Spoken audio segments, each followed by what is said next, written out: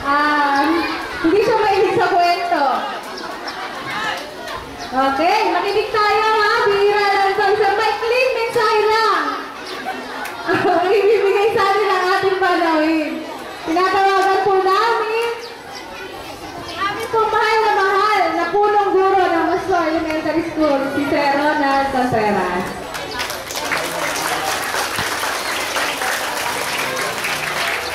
Hello. So, good morning. Oh, pinahaba na naman ulit. Good morning.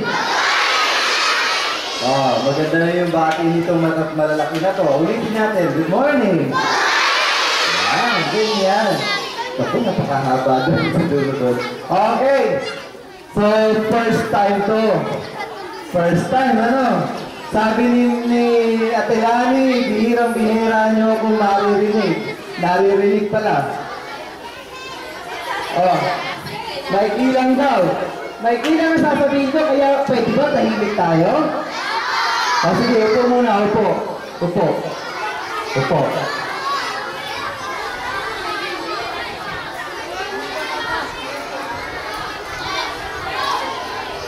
O sige, at the count of 3, wala muna magsasalita. 1, 2, 3, sarado muna yung bibig. Ayan, ako, very good. Nagka-iringgan din tayo. Nagka-iringgan din.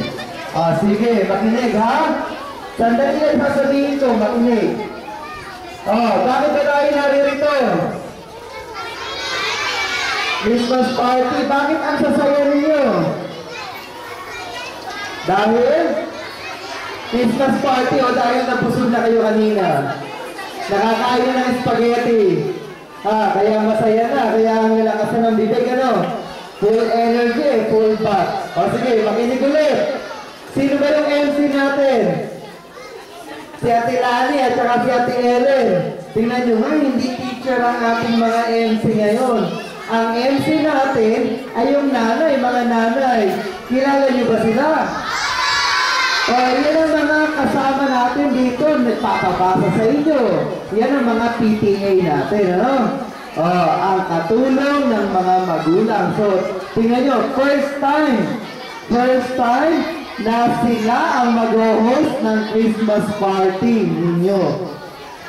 First time na mangyayari dito sa Maso Elementary School. Okay, at mamaya, ako, naingay na naman.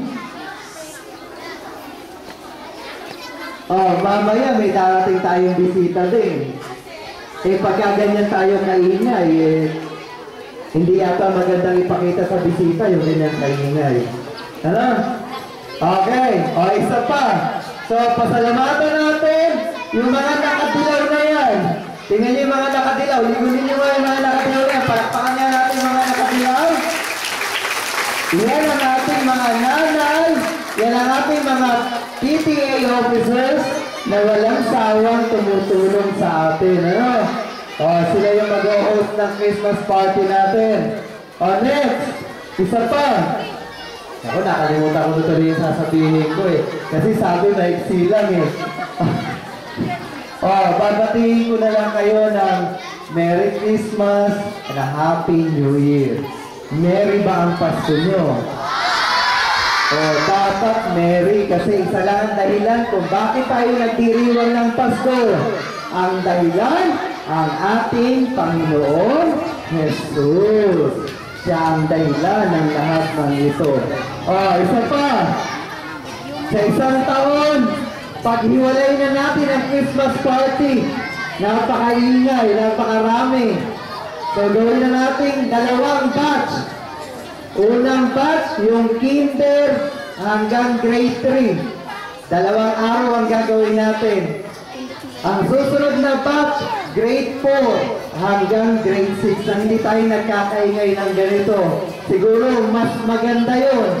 Mas medyo tahimik, mas medyo masaya, hindi masyadong magulo. Ano? So, dalawang batch ang gagawin natin. Isasama na natin yung mga nanay nyo at pati sila ay naglalaro dito. Ano? So, gawin natin family day. 2 batch, 2 sets of Christmas party ang gagawin natin. Okay, sa mga nanay at tatay po na naririto ngayon, Merry Christmas po sa inyong lahat. Maraming salamat sa inyong mga suporta na ibibigay sa inyong mga anak. Isa lang po ang dahilan ng ating pagdiriwang. Hindi lang isang araw ang Pasko, araw-araw ay Pasko. Ano po? Merry Christmas sa inyong lahat and God bless po sa ating lahat. Okay po, maraming salamat po kay Sir Contreras sa kanyang napakaikli pong...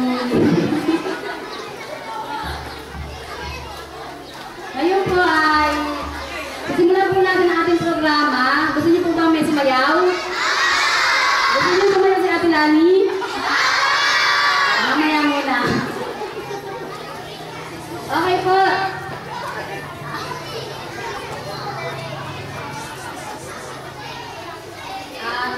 Tayo po ay aalawin. Narito po at pangungulahan po ng pagkasayaw na magmumula po sa grade 5. Tinatawagan po 4 and 5 po. Kasama po pala. Sorry.